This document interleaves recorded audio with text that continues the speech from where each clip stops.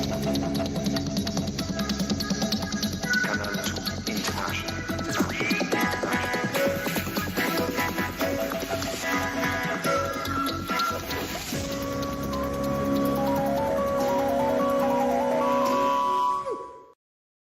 6:15 in Douala. Thanks and welcome to the news with me, Kejang Henry at Timbe.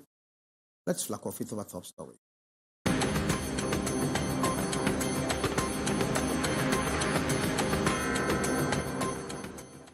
Firefighters have battled a second blaze in 2 days at the Mboppi market in Douala. The second fire is in less than 24 hours was extinguished at the time reeling traders were about to rebuild their damaged shops. And a consignment of 22 load of relief assistance to flood victims has left Yaoundé to the far north region of Cameroon. The supplies are estimated at 1.7 billion CFA francs to salvage the dissolution population after the deluge. And from the rolling mountains of Libialem, school resumption of the resolute people of Libialem would think the child's right to education must not be jeopardized even in the face of the most catastrophic conflict. Top stories. Canal International.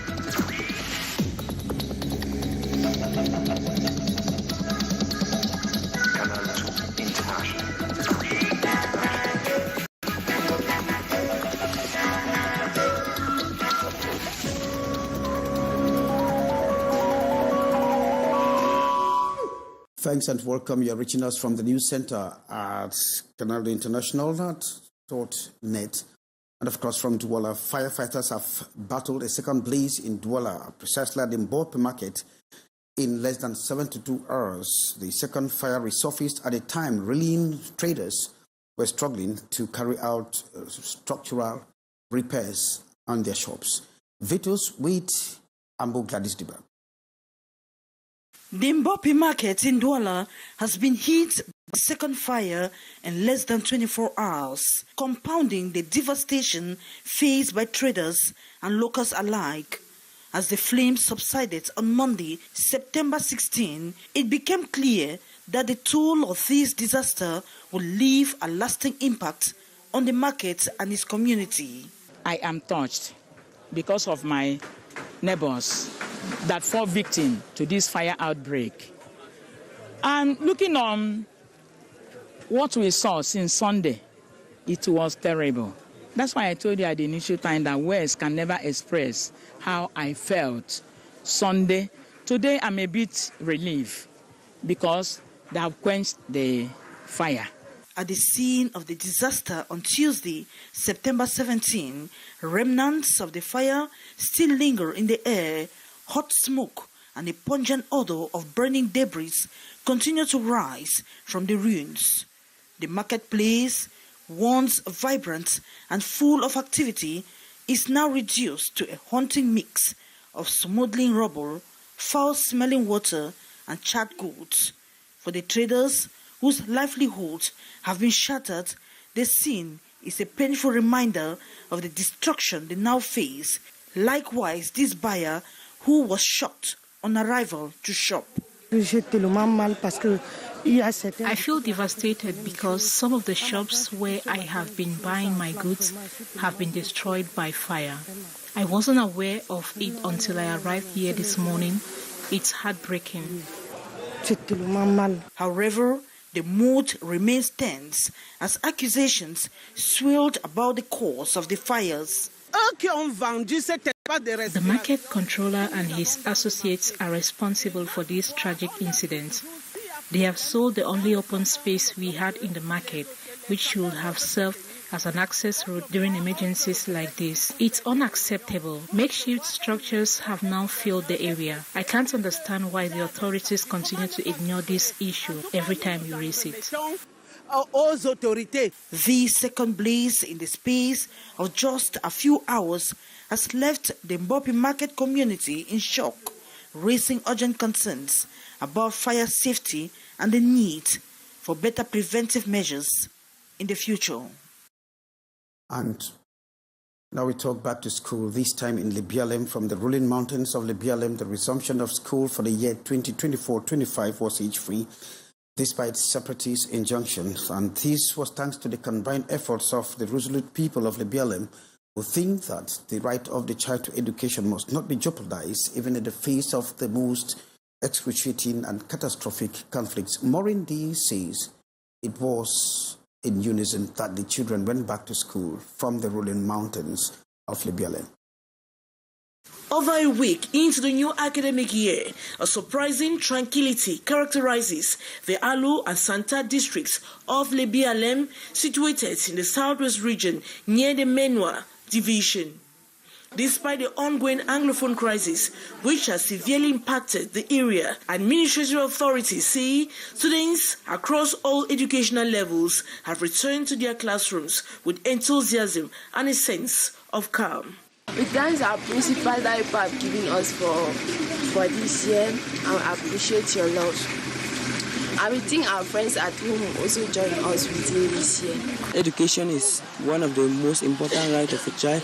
If you cease your child from school, that means you don't love that child very much.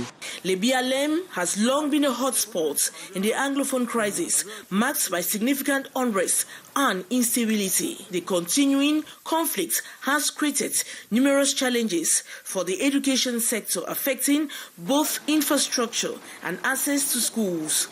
In response, administrative authorities have taken crucial visits to local schools to provide reassurance and support. All the doors of the schools were open. School administrators were present. The teachers were teaching with the pupils and students in class. Their efforts have included the distribution of educational materials and assistance with school fees, aimed at ensuring that students can continue their education without undue disruption. All the 7 schools' doors were open. We supported the back to school by giving some school materials, and we have promised to come back. Local authorities have outlined further support measures to be implemented progressively, aimed at enhancing the educational environment and addressing the specific needs of students in these crisis-affected areas. The teachers were there, the students and the pupils were equally there. While the current academic year has commenced in a relatively serene manner, the Anglophone crisis continues to cast a long shadow over the region. Many school children in Libialem and surrounding villages have faced significant disruptions and hardships as a result of the conflict. Thanks very much, Maureen D. And with a slight pausing in Bamenda for their 14th session, they have been tasked, of course, expected to map out strategies to complete projects at least 45 months to their 60-month mandate extension. Saleh Sherifa reports with curls from Northwest Chief Correspondent Annie Collins. It is the 16th time members of the Northwest Regional Assembly are deliberating to chart a way forward for their crisis and poverty-ridden region. Opened on Monday, September 16, 2024 in Bamenda, this 14th session is holding against a backdrop of separatist-imposed lockdown to thwart school reopening. We will recognize and support the academic excellence of our students by distributing computers and accessories to 32 of the best performing secondary schools. We will also award certificates of excellence to students on the honor roll, the regional honor roll.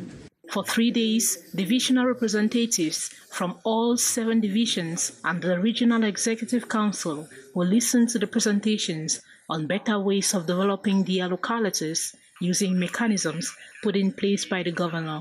The expectation is that all our projects should go through, because we have a number of projects that they are already matured. And we think that we are pushing them through so that our subdivisions also feel the presence of the weakness. And those who shall be involved in the execution of the chain of the activities of prologue on the field to guard against all forms of improprieties in handling the resources that shall be put at their disposal. Mayors are once more requested to comply with the order of the Ministry of Decentralization and Local Development 2023. The current snail pace implementation of the decentralization process keeps wetting the throat of the development-thirsty population.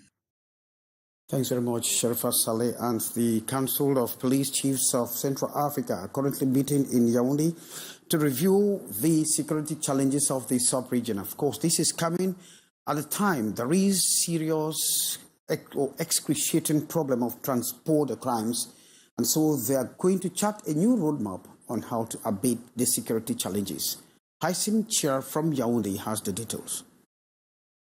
Opening in Yaoundé this September 17, the forum, which is holding after 4 years, will assess the security situation and strengthen police cooperation, especially at this moment when crime wave is in a steady rise. Nous sommes dans un environnement très difficile et compliqué. We are in a very difficult and complicated environment. We have to concert to trace the path to follow and curb these traits. When there is no peace, there can't be development, and we are looking at all aspects.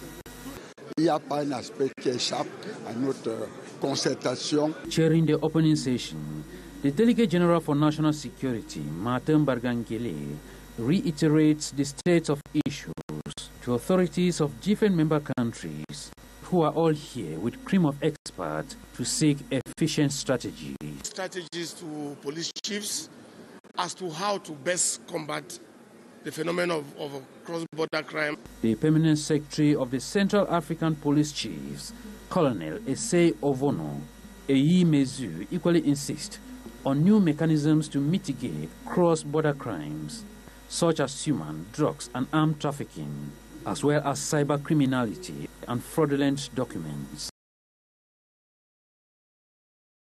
And we move forward to the West region, where Babadjou is a village, of course, in the West region that shares borders with Santa of the Northwest region of the country. And of course, we should understand that Santa is bedeviled by the separatist problems.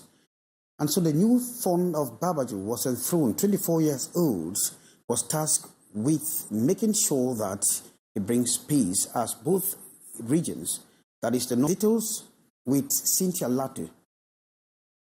At 24, Pu Lanjevankafo Sambankeng has taken over the reins of the Babadjou chiefdom in the company of his wife. The agricultural engineer plans to put his knowledge into contribution to boost agricultural production in the village. Babadjou lives essentially on agriculture and animal rearing. If I don't help my population this way, I don't think I'll really be their leader. Noting that Babadjou shares its borders with the conflict-hit Northwest region and is regularly the target of deadly attacks by armed separatist groups, the senior divisional officer of Bambutos advised the new monarch to remain on alert.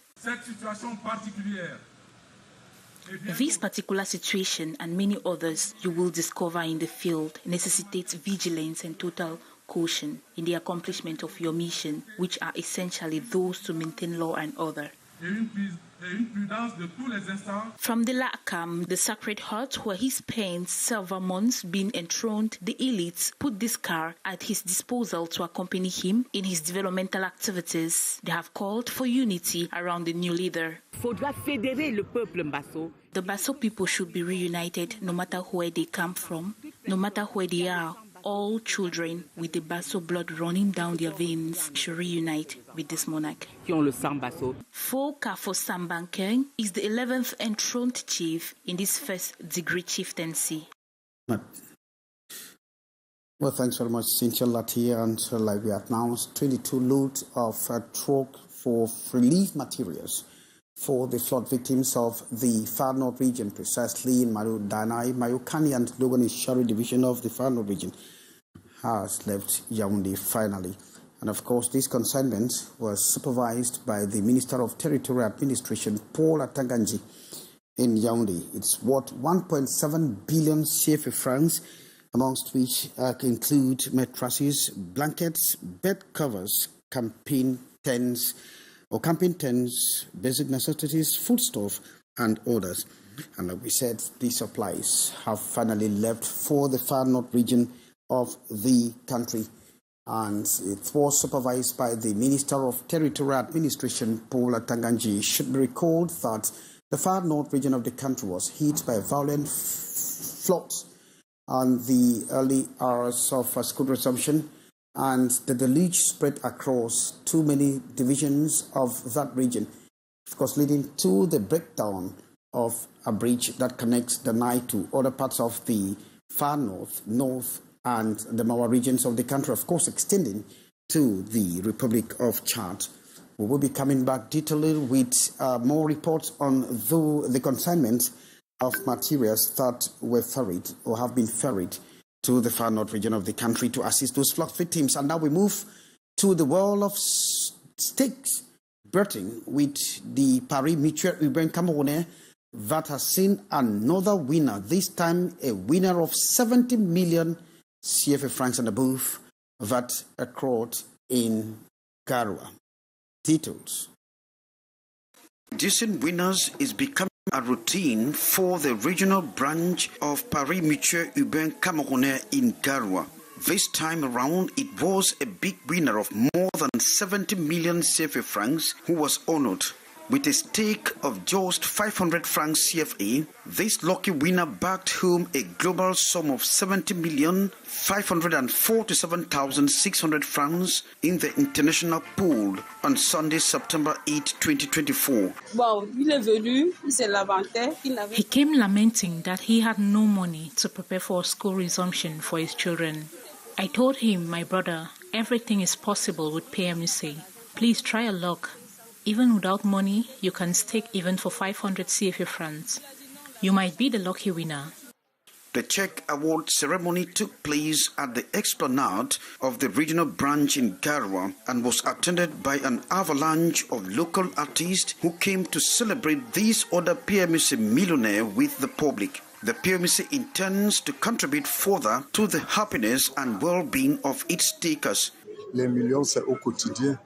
We give out millions every day. Through us, PMUC permits everyone to see his or her dream come true. It is for this reason that I am calling on all the stakers to go to the different polling stands in Garoua.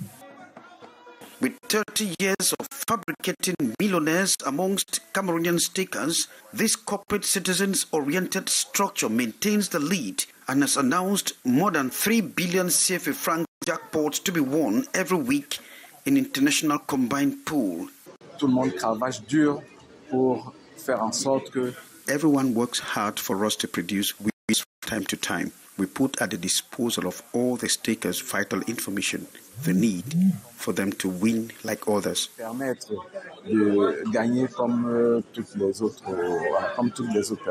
To give stakers more opportunities, PMUC is extending its range of games to include sports betting, particularly football. It is up to everyone to seize this opportunity and become a millionaire. And that's at Victoria. They short the curtains for this edition of the 6:50 News with me, Kejang Henry. Attending which you got information that a consignment of footloads of relief materials have left for the far north region to salvage the victims of the deluge that spread across that part of the country. And of course, information on how from the rolling mountains of Libyalem, the children went back to school hitch-free despite separatist injunction, and how firefighters have battled a second blaze at the Mboppi market, the biggest of warehouses in the Central African sub-region. Thank you very much for being there with me.